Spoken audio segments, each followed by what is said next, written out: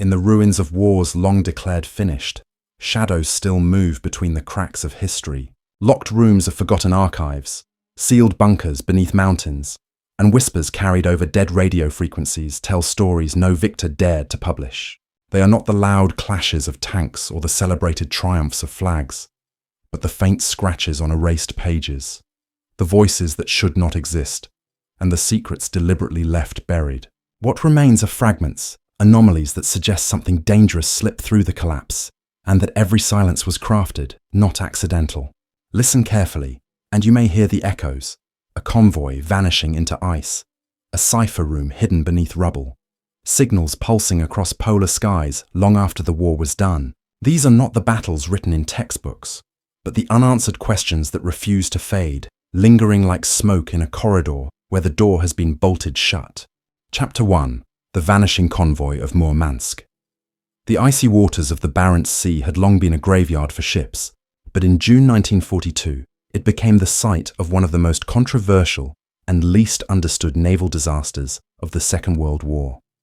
Convoy PQ-17, composed of 35 merchant vessels laden with military equipment, fuel, and aircraft bound for the Soviet Union, sailed from Valfjordur, Iceland on June 27.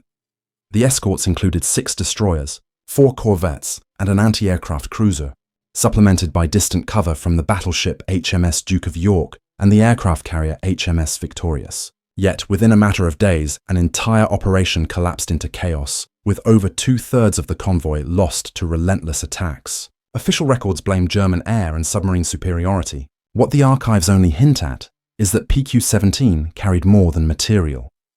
According to a recently declassified War Cabinet memo dated July 1942, several cargo manifests were deliberately redacted.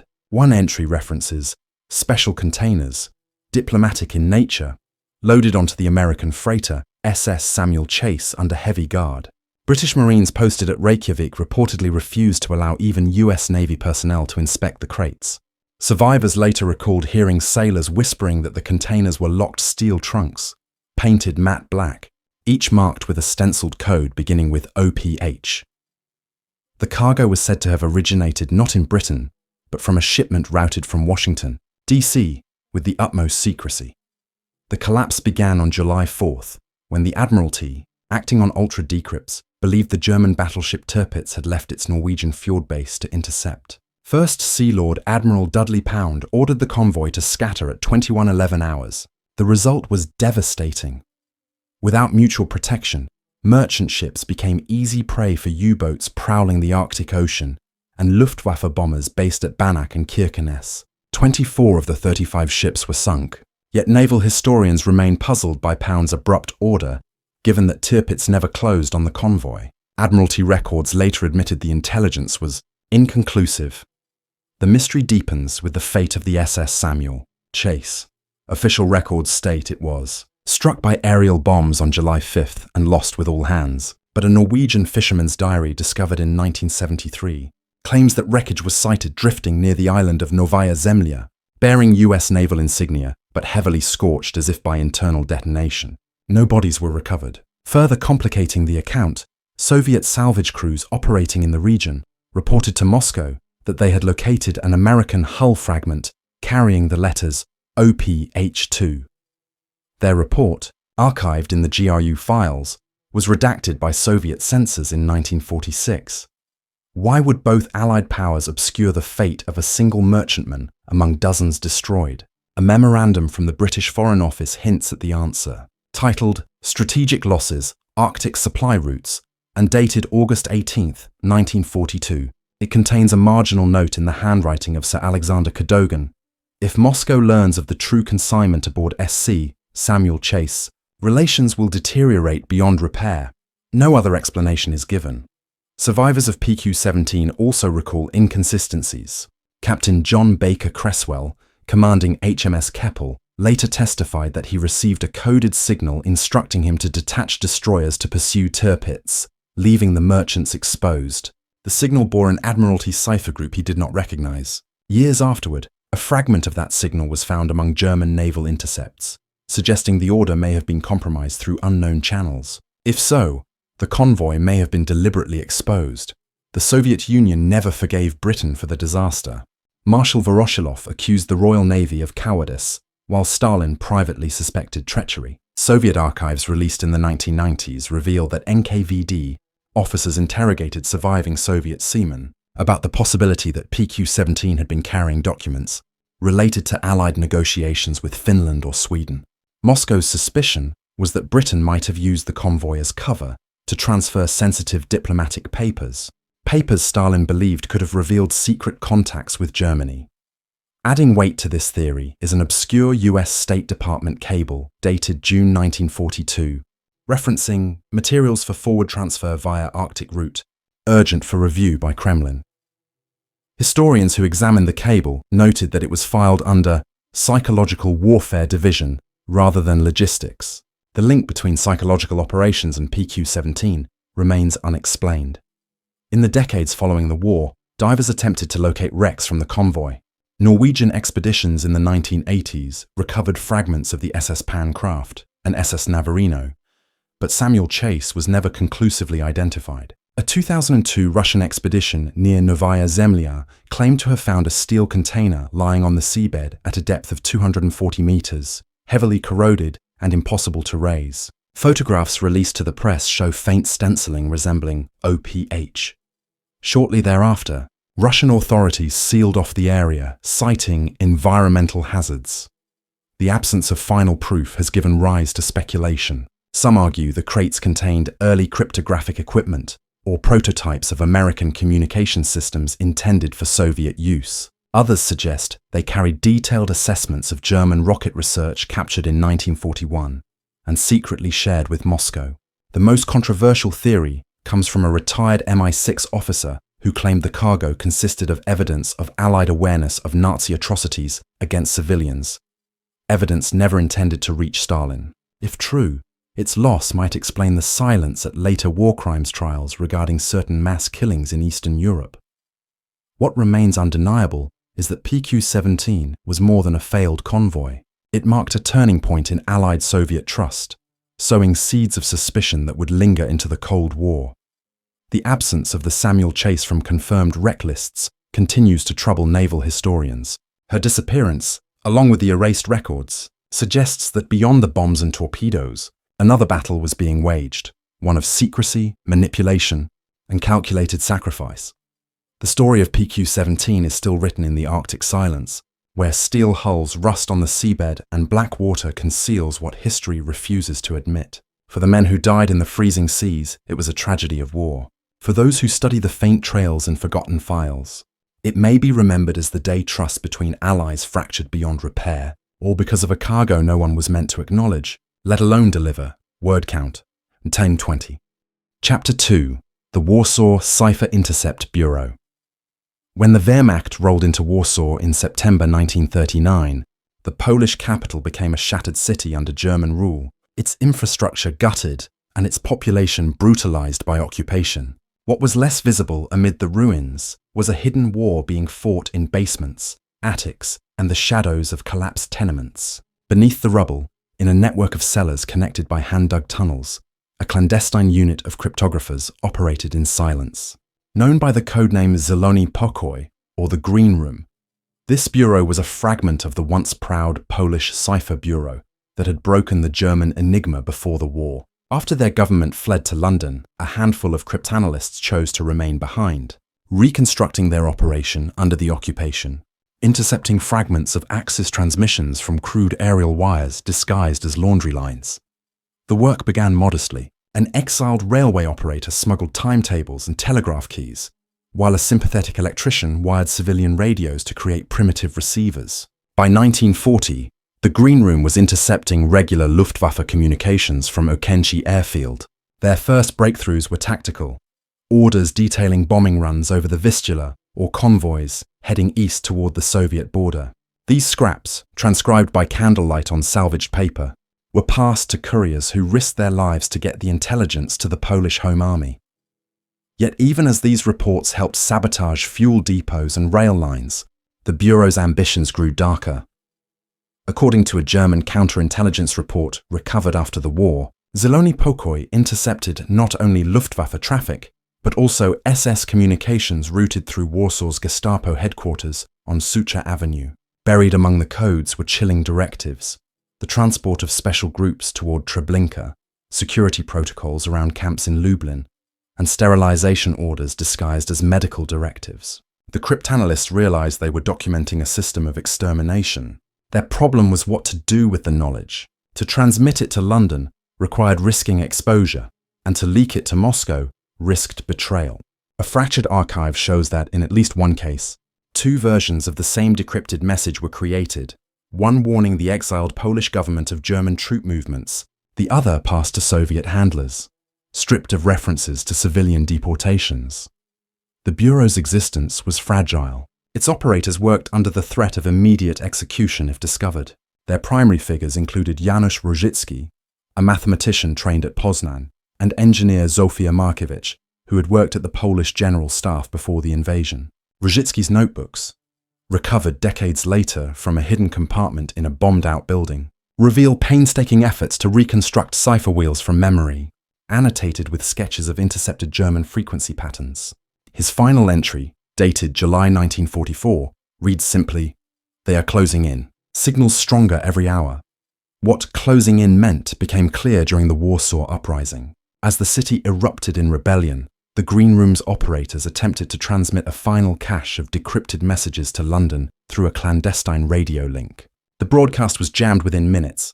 Surviving testimony from a Home Army courier suggests the Gestapo had already located their position, tipped off by betrayal or direction-finding equipment. The cellars were stormed, and the operators were never seen again. Yet, curiously, when Soviet forces entered Warsaw in January 1945, NKVD squads immediately secured the ruins of Zielony Pokój, a Soviet archive file, catalogued under Special Warsaw Communications Bureau, confirms that at least 2 cipher machines and partially decrypted German documents concerning civilian relocations were seized. None of these documents were entered into evidence at Nuremberg. Why would Moscow suppress them? Historians point to Stalin's political calculus. Acknowledging Polish intelligence work risked empowering the exiled government in London, which Moscow sought to sideline in favor of its puppet regime.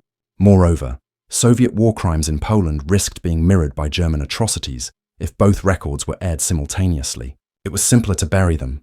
British intelligence files released in 1972 corroborate this suppression. A decrypted NKVD report mentions Polish attempts to broadcast German instructions concerning Jewish transports, noting with satisfaction that the material was confiscated before foreign dissemination. The operators of Zielony Pokój left behind only fragments. A handful of intercepted telegrams survive in Polish archives, one detailing a scheduled train from Warsaw to Sobibór on October 8, 1942, another describing SS reinforcements transferred from Kraków to assist in pacifications.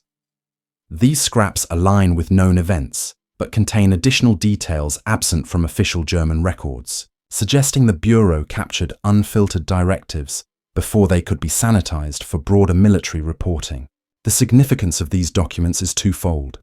They confirm that evidence of the Holocaust reached the Polish underground early, and they expose the deliberate effort to erase the channels that carried such truths.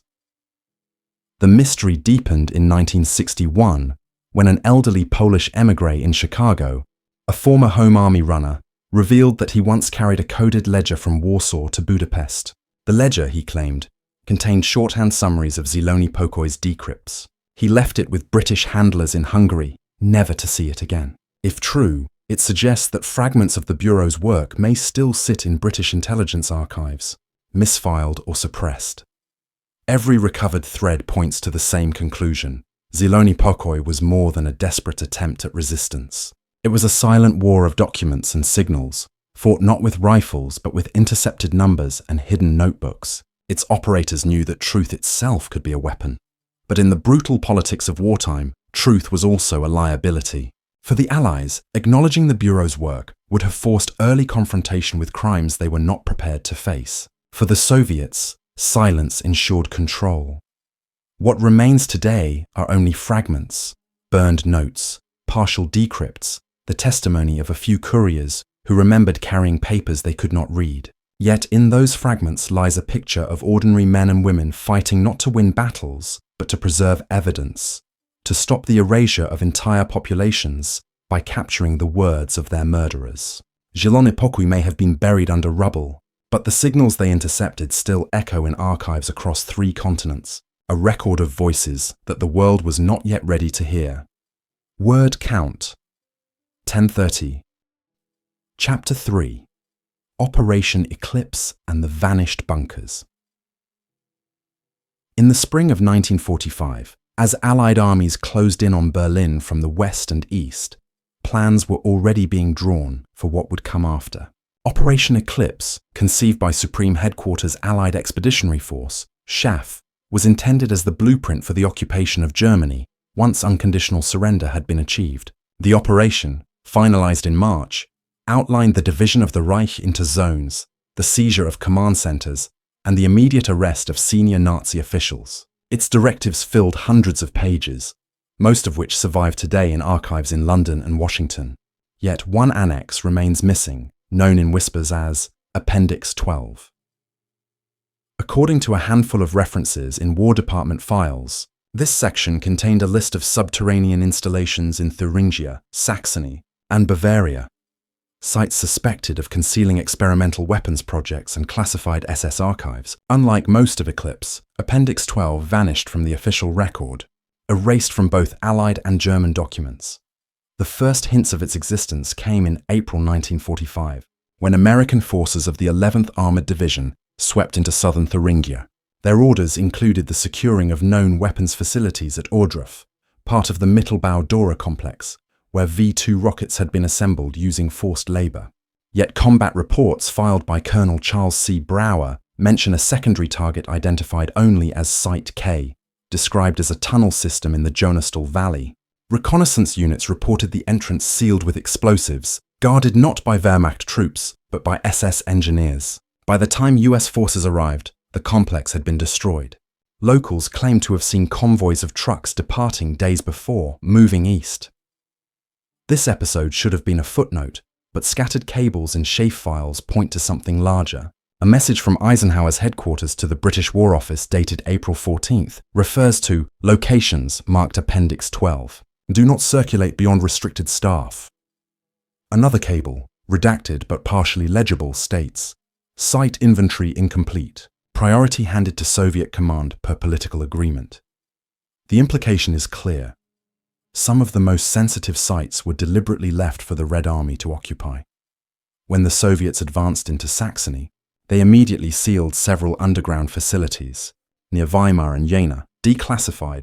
Soviet reports described them as storage depots, but aerial reconnaissance photos taken by US forces show structures resembling hardened bunkers, with ventilation shafts and railway spurs leading underground. No detailed inventory was ever released. American intelligence officers later noted the sudden transfer of rail cargoes from Czechoslovakia to Smolensk in May and June 1945, guarded by NKVD troops. What these trains carried remains a matter of speculation.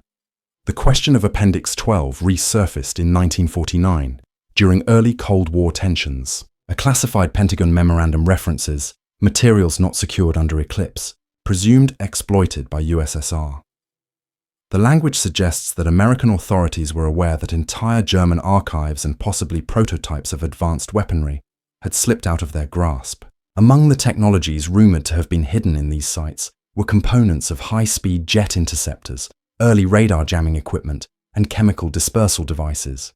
There are also unverified references to SS, Sonderforschungsbereich projects, special research divisions engaged in biological and psychological experiments. The politics of the time explain why such material might have been concealed. The US and Britain were eager to claim the lion's share of German scientific talent under Operation Paperclip, bringing rocket engineers and physicists west. The Soviet Union, meanwhile, seized what physical installations it could. By burying Appendix 12, SHAF avoided publicly admitting that critical sites had been ceded, willingly or not, to Soviet control. To acknowledge the handover would have undermined the image of total Allied victory and revealed fissures in cooperation even before the war had officially ended. Local testimonies add eerie details. Villagers in the Jonastal Valley recalled SS guards ordering civilians to stay clear of the forests in the final months of the war. Some claimed that prisoners from nearby camps were marched into tunnels and never emerged. After the Americans withdrew, the Soviets dynamited entrances and posted armed patrols. For decades afterward, East German security services kept the valley under surveillance, declaring it a military zone off-limits to civilians. When the Berlin Wall fell in 1989, treasure hunters and amateur historians rushed to the site. They found collapsed tunnels, twisted steel supports, and fragments of German military files, but no clear evidence of what had once been stored there. In 1992, a German researcher uncovered a file in the National Archives at Kew referencing Appendix 12, Eclipse Order of Battle, restricted. The document had been reclassified multiple times, most recently in 1961 during the height of Cold War paranoia. While the file contained no list, it included a cover sheet stamped Annex 12, removed prior to archival. Handwritten in the margin was the note, sensitive, ref, to agreements, Buchal Soviets, April 45. To this day, the annex has not resurfaced. What vanished with Appendix 12 may never be known with certainty. Some historians argue it was merely a list of depots already destroyed by retreating Germans. Others suggest it contained coordinates of projects too disturbing for public knowledge. The truth likely lies somewhere in between. A mixture of genuine technological sites and caches of SS records documenting war crimes. If so, their disappearance into Soviet archives explains why so many Nazi operations remain clouded in mystery. The legacy of Eclipse is therefore double-edged. Publicly, it was the plan that secured order in post-war Germany, laying the groundwork for Allied zones of occupation. But hidden within its missing annex is evidence of a silent bargain, one in which secrets were traded for political stability. The Red Army inherited the tunnels, the Allies claimed the scientists, and the truth was buried under rubble and official silence. For those who search the records today, Appendix 12 is more than a missing document. It is a symbol of how the end of one war became the beginning of another.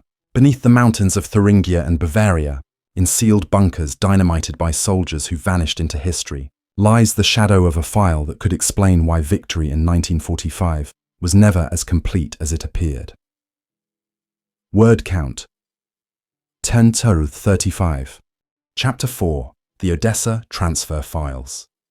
In the months after Germany's surrender in May 1945, the shattered remnants of the Third Reich scattered across Europe, fleeing the collapse of the regime and the pursuit of Allied justice. While the Nuremberg trials captured public attention, the majority of SS officers, Gestapo functionaries, and military technicians escaped the spotlight altogether. For decades, whispers persisted of an underground network known as Odessa, the Organisation der ehemaligen SS-Angehörigen, responsible for spiriting war criminals out of Europe. Historians have long debated the scale of the network, but a cache of Argentine police documents uncovered in 1967 points to something more deliberate, something resembling a transfer system rather than a mere escape route, referred to as the Eisenstadt files in internal Argentine reports. These papers suggest that Odessa coordinated not only the movement of men, but also the relocation of entire research teams and experimental projects. The files are stamped with dates ranging from late 1945 to 1948 and bear the names of ports in Genoa, Barcelona, and Mar del Plata. Among the coded entries are references to Packet Blau and Packet Eisenstadt, designations consistent with intelligence nomenclature. Argentine archivists noted that the files contain notations in both German and Spanish, with initials believed to belong to officers of the Perón regime. One entry, dated November 1946, describes transfer of 12 specialists, technical, priority classification, escorted to Córdoba province. The identities of these specialists were never recorded in public registries, but their trail aligns with known settlements of German émigrés who appeared in Argentina during that period under new names and forged passports issued by the International Red Cross. Captured, Abwehr agents interrogated by British officers in Hamburg in 1947 made passing references to Odessa's logistical wing, describing safe houses in Milan and Rome where clerical teams manufactured identities en masse. Yet what stands out in the Eisenstadt files is not the names of the fugitives, but the descriptions of material shipments. Multiple entries record sealed trunks, scientific papers, and equipment packed in numbered crates, shipped aboard merchant vessels disguised as agricultural exports. Testimonies collected in the 1960s from dock workers in Buenos Aires mention unloading containers marked only with military serial codes, guarded by Argentine military police. None of these shipments were ever declared to customs. American intelligence was not blind to these movements. A declassified Office of Naval Intelligence cable from 1947 acknowledges transit of former SS engineers through Italian ports, tolerated for containment purposes. The phrasing tolerated has troubled historians ever since. It implies a decision at high levels to allow the exodus, possibly under the rationale that dispersing personnel into South America was preferable to them being recruited by the Soviet Union. The geopolitical calculus of early Cold War rivalry weighed heavily. Some Nazi experts in rocketry, chemical warfare, and cryptography were taken directly into American custody under Operation Paperclip, while others were permitted to slip away under surveillance, their whereabouts tracked but never interrupted. One particularly troubling name appears in the Eisenstadt files. Dr. Wilhelm Keil, an SS medical officer attached to the Hygiene Institute in Krakow. Official records list him as missing, presumed dead, in 1945. Yet an Argentine immigration manifest from January 1948 records the arrival of a Guillermo Keil, listed as an agronomist, age 41, disembarking in Buenos Aires aboard the steamer SS San Giorgio. Cross-referenced with the Eisenstadt files, a line entry marked Packet Eisenstadt for a Keil confirms his inclusion in a transfer batch. If authentic, this suggests that individuals tied to medical experimentation programs escaped justice entirely, facilitated by an organized system that had at least tacit support from foreign governments. The US Counterintelligence Corps, CIC, compiled its own records on these activities, but most remain classified. A fragment declassified in 1983 refers to transfer operations coordinated with neutral intermediaries, providing temporary clearance for select departures. The fragment contains the telling phrase, "Decision based on strategic denial, not pursuit."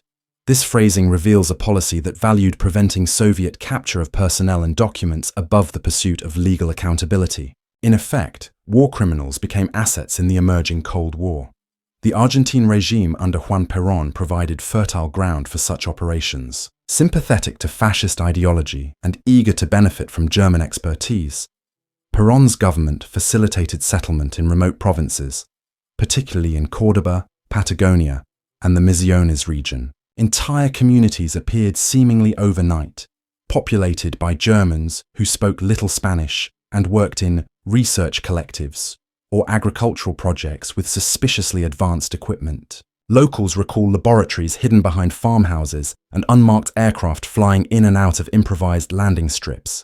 While much of this is anecdotal, the Eisenstadt files corroborate the broader outlines, a deliberate program to transplant not only individuals but also intellectual capital, with Argentina serving as the host. The British were aware of these transfers too. A Foreign Office memo from 1948 complains of systematic obstruction by Argentine authorities to British inquiries into suspected war criminals.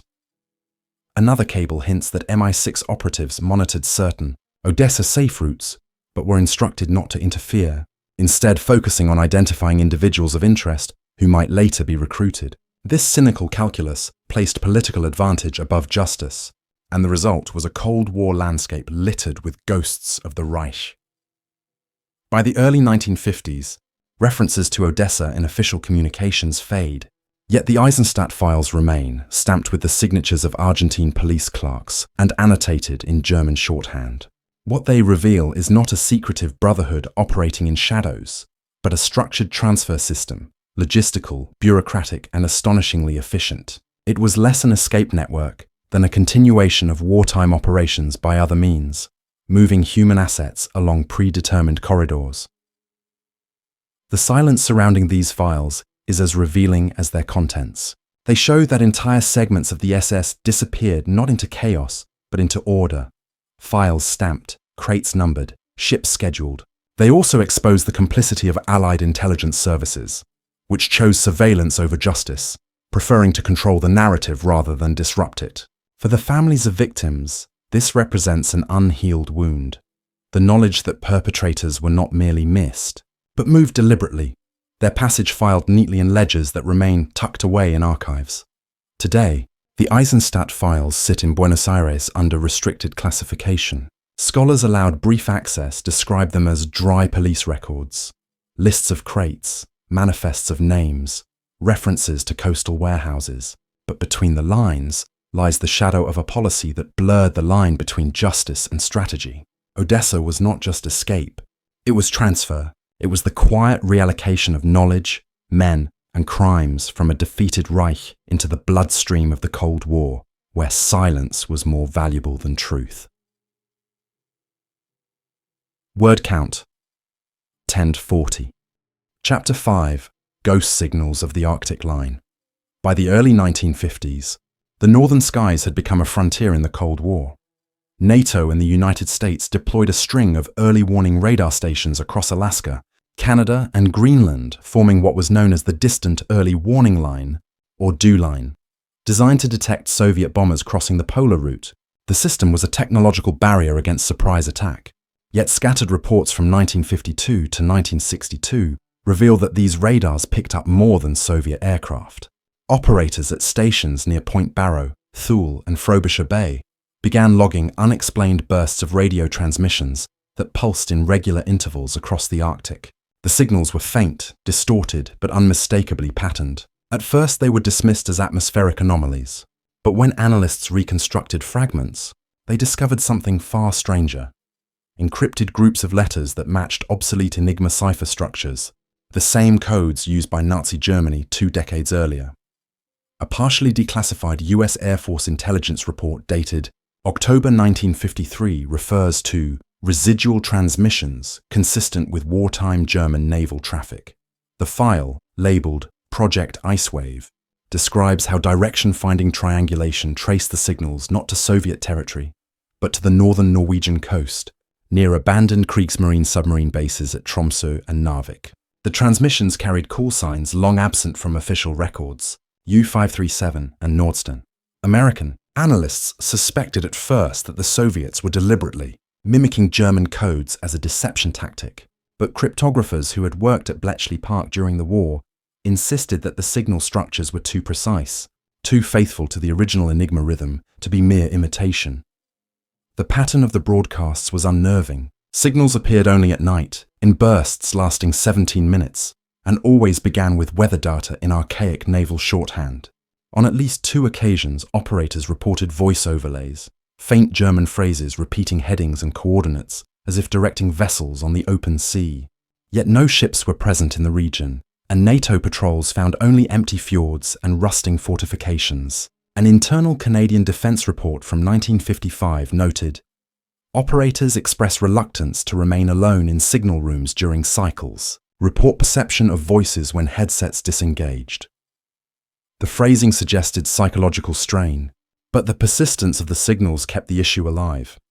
In 1956, a joint US-Norwegian investigation was quietly launched. Teams inspected the sealed bunkers left behind by the Kriegsmarine in Tromsø, some of which had been dynamited by retreating Germans in 1945. Inside one, they discovered corroded batteries, antenna masts, and fragments of Enigma machinery. No working transmitters were found, but the evidence suggested that a stay-behind communication network had indeed been established. One recovered document, badly damaged, carried the header, Nordstern 2, Aktivierung im Falle der Besetzung. The line translates to, "Activation in the event of occupation, intelligence." Officers theorized that Nazi command had prepared contingency stations designed to reawaken sleeper cells or surviving U-boats in the Arctic if Germany lost the war. Whether any such cells survived past 1945 remains unresolved. For NATO, the timing was inconvenient. Public revelation of ghost signals suggesting Nazi remnants operating into the Cold War would have undermined the image of total Allied victory. Official responses classified the transmissions as electrical anomalies caused by polar auroral interference. Privately, however, Project Icewave reports grew more urgent. A 1958 summary lists 43 separate intercepts over a 6-year period, most of them following identical formats. The US Navy even deployed submarines to sweep the Norwegian coast for hidden transmitters, but none were recovered. The signals, meanwhile, continued. In the summer of 1961, a particularly strong transmission was intercepted at Thule Air Base. Analysts recorded over 200 groups of coded letters, far too many for a simple weather report. When run through captured Enigma machines preserved for training, partial decrypts revealed words like Bereitstellen, prepare, and Abholung, pick up. The broadcast ended abruptly. Within weeks, NATO authorized an operation to demolish remaining German bunkers along the Tromsø coastline. Officially, it was a routine safety measure. Unofficially, it was meant to silence the signals once and for all. By 1962, the transmissions ceased, yet not all traces vanished. In 1978, a retired Canadian radar operator gave testimony to a journalist, describing how his station near Cambridge Bay logged what he called the ghost of the Reich. He claimed the operators were instructed to destroy raw logs and enter only generic notes of interference. Another former operator admitted to keeping a personal notebook of intercepts, which he later donated to a university archive. The notebook contains transcriptions of cipher groups that match the Enigma structure almost perfectly, with letter clusters identical to wartime traffic intercepted over the North Atlantic. Skeptics argue that the signals were Soviet psychological warfare, designed to sow confusion and waste NATO resources. Others believe they were the unintended byproduct of obsolete German transmitters still buried in the Arctic, somehow reactivated by environmental conditions. But the more disturbing theory is that the transmissions were deliberate, that remnants of a Nazi stay-behind network continued operating into the 1950s, waiting for orders that never came. If so, it raises the question of who was sending them and for what purpose. In the surviving files of Project Icewave, one note in the margin of a 1954 report stands out. Written in the hand of a US Army signals officer, it reads simply, "Operational relevance unresolved. Recommend suppression." Those words encapsulate the mystery of the Arctic line. The transmissions were real, logged by multiple stations and confirmed by cryptographic experts. But their purpose, origin, and termination remain buried beneath layers of Cold War secrecy. The Arctic wind has long since erased the footprints around Tromsø's bunkers. Rusted steel doors now guard tunnels filled with ice. Yet for a decade after the war, voices pulsed across the polar night, speaking in a language that should have died in 1945. Whether they were echoes of abandoned machines, deliberate Soviet deception, or the last whispers of a Reich refusing to surrender to silence, remains unknown. In the logs of the Dew Line, preserved in boxes of yellowing paper, the ghost signals still whisper their unanswered question. Who was listening on the other end? Word count, 1050. The records end, the transmissions fall silent, and the tunnels collapse beneath the weight of secrecy. But questions remain, etched deeper than stone. What was hidden was never meant for daylight, only for those willing to guard shadows with silence. Every vanished file, every erased name, every sealed crate points to truths not lost, but deliberately concealed, locked away in the folds of history's darker fabric. We can only glimpse the shapes that press against that fabric from the other side, distorted, elusive, and unsettling. Perhaps the war never ended so neatly. Perhaps it shifted shape, embedding itself in forgotten vaults and coded whispers. The real story lingers in what we are not allowed to see. The silence that hums like a warning, the ghost of a signal no one will admit to hearing, and the fragments that remind us the past is never truly past.